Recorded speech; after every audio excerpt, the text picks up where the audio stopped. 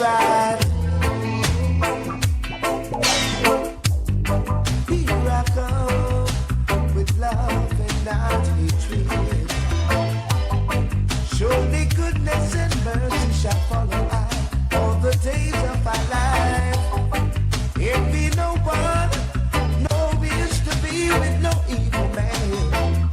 For there comes the day when you'll be wheeled by the Father's hand. Liverpool children, oh yeah, Liverpool children, oh yeah.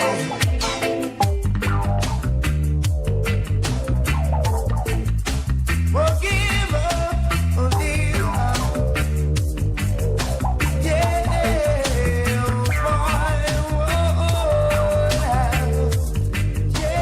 boy,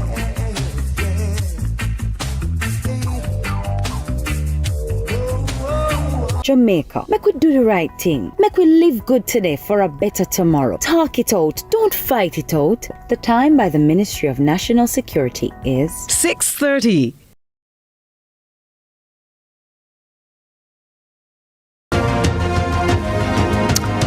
The Health Minister, Dr. Christopher Tufton, is under pressure. The opposition PNP says he appears oblivious to the fact that the health system is crumbling right around him, live and in real time. I've invited two medical professionals to speak on the state of the health sector. One of them has publicly called for Tufton to go. I'll ask him and his colleagues to tell me how that will make things better in the ailing health sector. That's the issue for Lead Story on this evening on CVM TV. Let's start the show.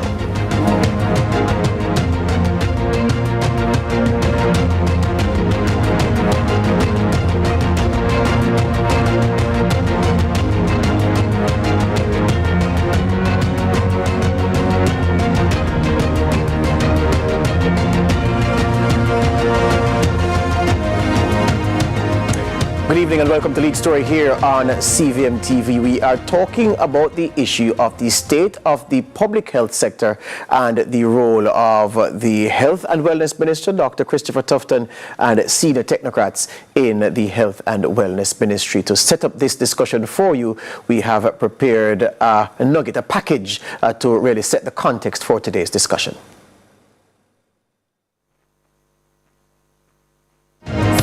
Debilitated medical facilities, shortage of medical equipment, a backlog on waiting list for medical procedures, migration of medical specialists for better remuneration.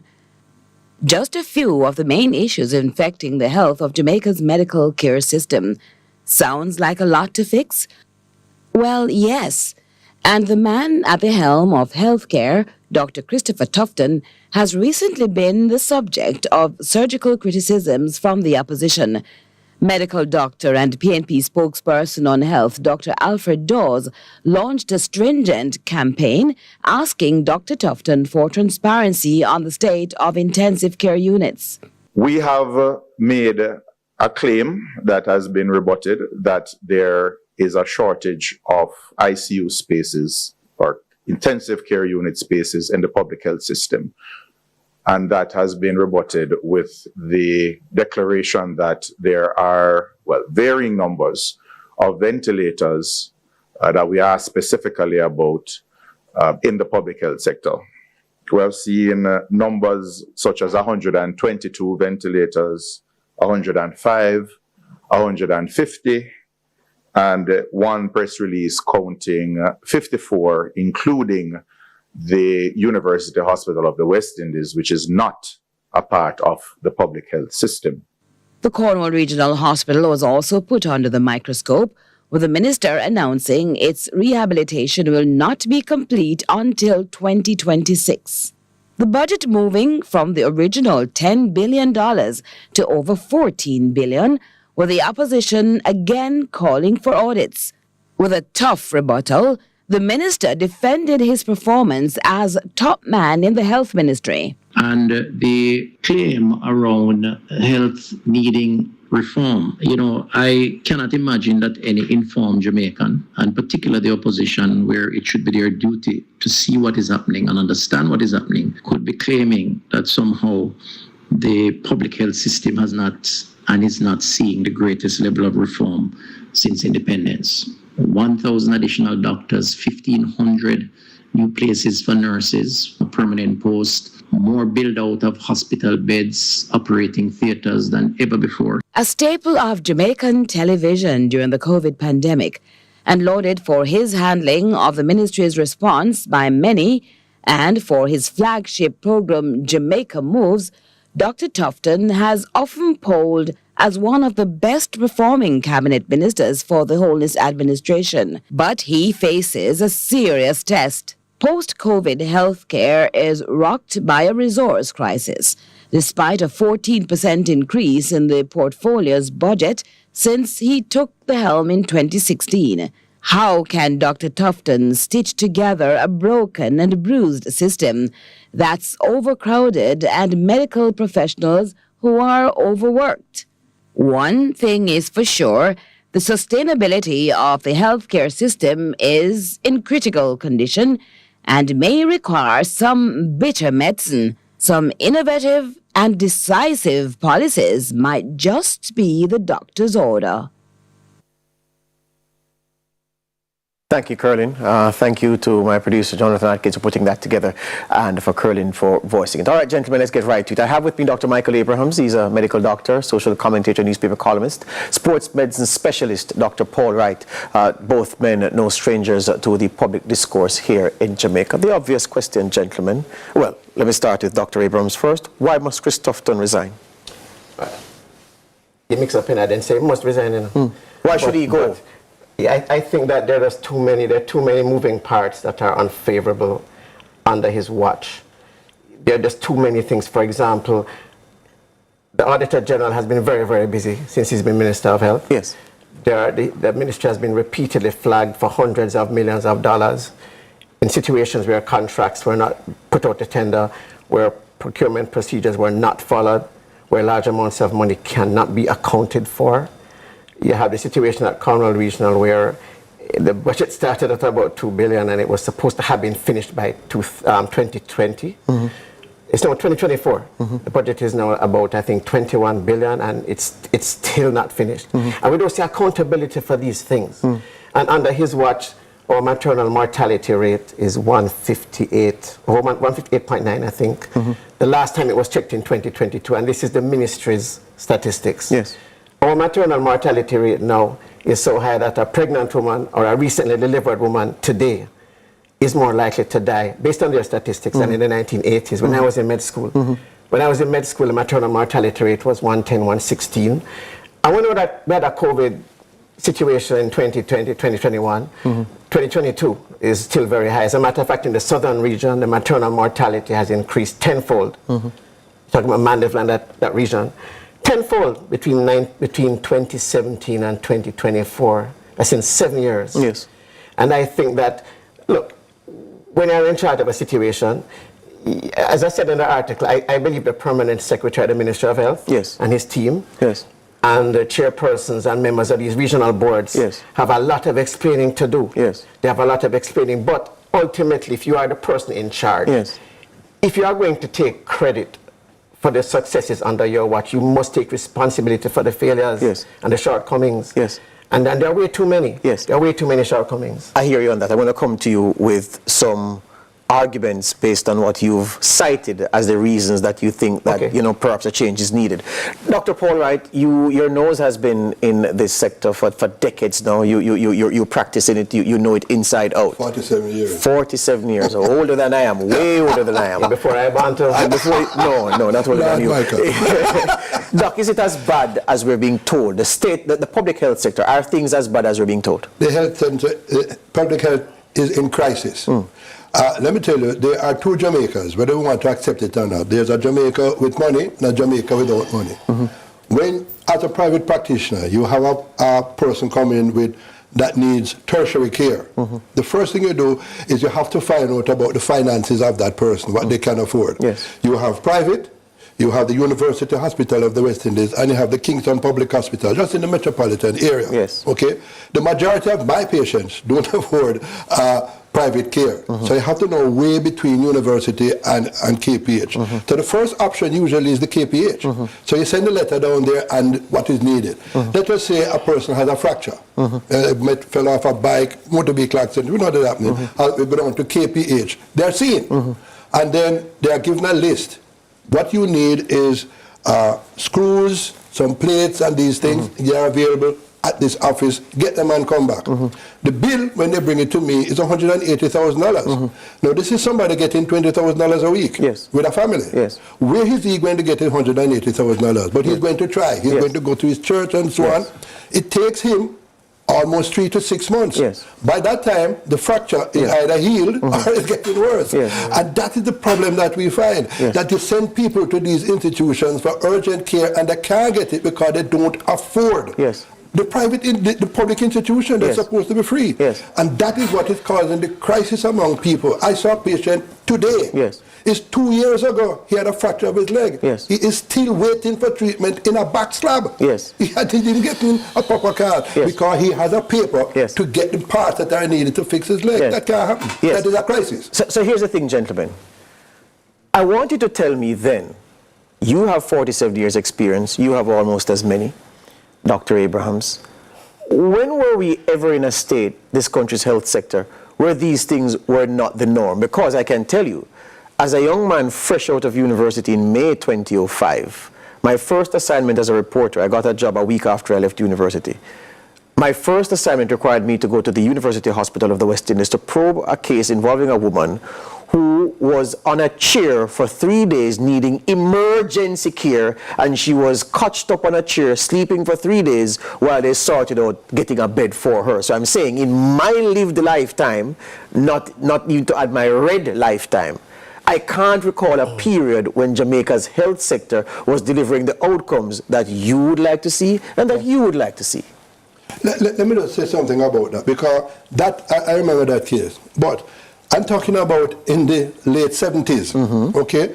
I am playing football. I'm the greatest goalkeeper that has... So they tell me. I was playing football, and the ambulance came behind the goal. They need you in theatre. I said to him, I said, I'm not on duty. The person on duty, they said, no, all right, they need you in theatre. So I had to leave the game, so semi-final, get in the ambulance to the university, go inside, the patient is already asleep. Turn the patient, is a fractured hip, take out the hip, put in a new one back. By the time I reach back to the match, the game is over. On Monday, you're going to do the ward round now. The patient is now physiotherapy learning thing there. The patient is home, sutures out in 2 weeks. No bill.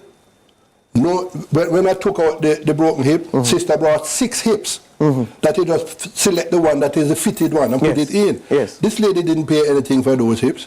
Now a lady, last year October, who I sent up there, the bill is $180,000 for the hip. She don't get the hip, so she lie down there. But here's the thing, Doc. So there was a time so if you say the 70s, when it happened. And I'm happy you said that because people were wondering, and I'm wondering too. So if the 70s, in that period you speak of, was a golden period, I'm suggesting to you that the period of the 80s, 90s, 80s, and 90s are characterized by so many of these stories, cycle after cycle. So what therefore is a problem? Is it a ministerial problem? Is it that the permanent secretary is not leading well? Is it that the regional health authorities, Dr. Abrahams, are not doing their jobs? What is the problem? It's multifactorial, and I'm glad you brought that up, that has been happening for a while, because I really hate when people politicize this. Because the previous administration, I wasn't happy either. When Fenton Ferguson was the Minister of Health, I wasn't happy either, and I was very outspoken about that. So this is not about politics. It wasn't as good as it should have been then. But you would think as you go on more and more into the future, into modern times, it should improve. And the main thing that bothers me is the amount of money that the ministry has had taken a hold of that they cannot account for. Stick up in right there, because I want to say that in the piece that we had early from Curlin Brown, she did say in the piece that the health ministry's budget had increased by 14%. It's actually 114%, feeding into the line that Dr. Abrahams is taking, that for the resources at the disposal of the health ministry, things ought to be better.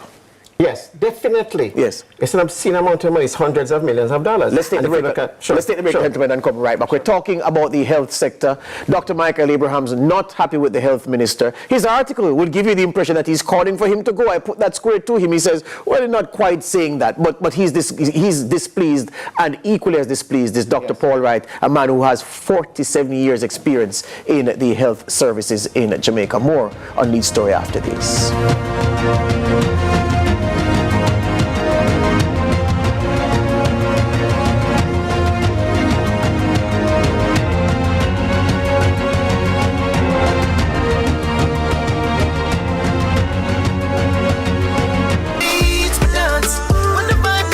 The time by Grace. Taste that moves you is 6:45.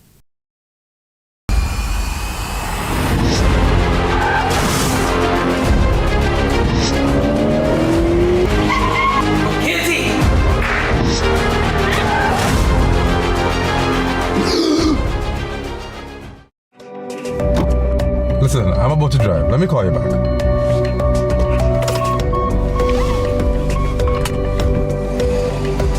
Road safety begins with you. A message from the Road Safety Unit in the Island Traffic Authority. Hey guys, it's your girl Shensia, and catch me on the next episode of Cooking with Love on CVM TV. Shensia.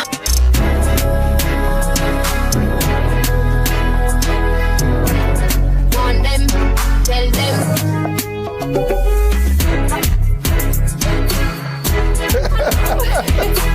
Chef Shenyang. Medea. Cooking with Love, crazy.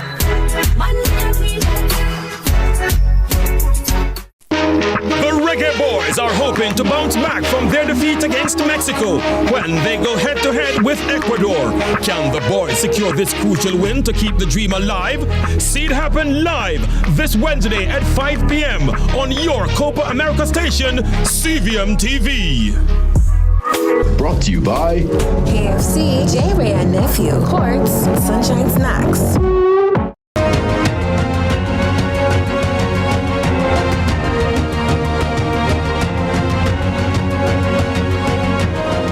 Welcome back to Lead Story here on CVM TV. We're talking about the state of the health sector and the performances of the key officials in the ministry, especially the top man, the Health and Wellness Minister, Dr. Chris Tufton. I'm speaking with Dr. Michael Abrahams. He's a medical doctor and social commentator, newspaper columnist, and Dr. Paul Wright. He's been everything, a sportsman, sports medicine specialist, a racing man through and through, but he knows his medicine 47 years deep.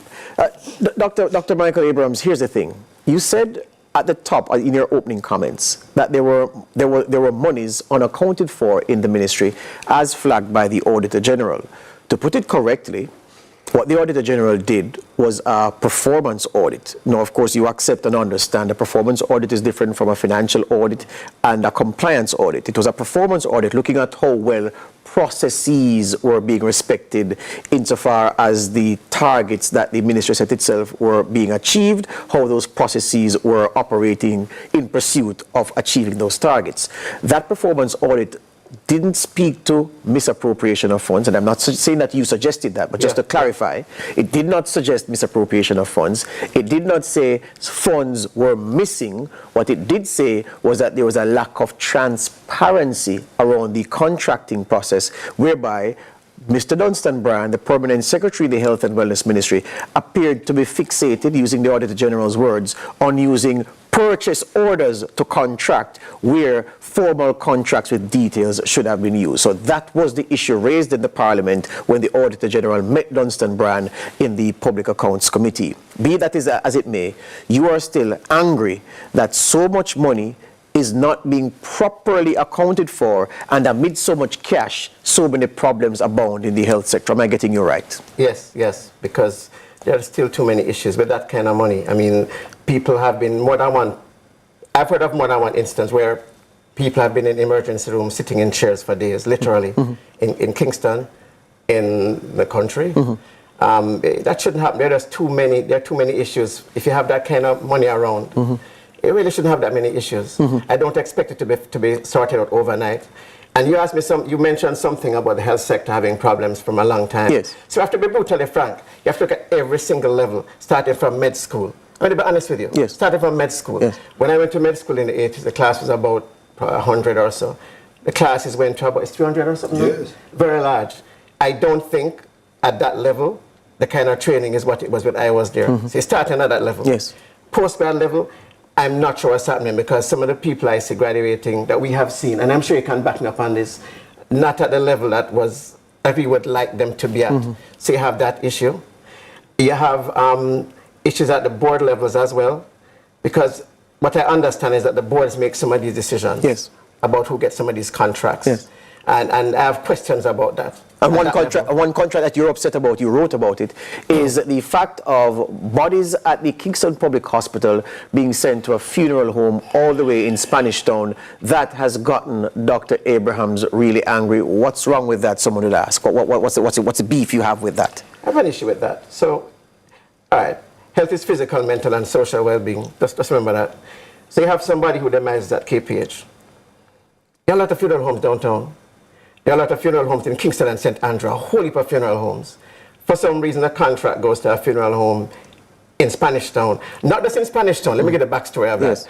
The funeral home in Spanish Town is owned by a JLP councillor in a division in the Minister of Health's constituency. Even further than that, there was a councillor in that constituency for 11 years before.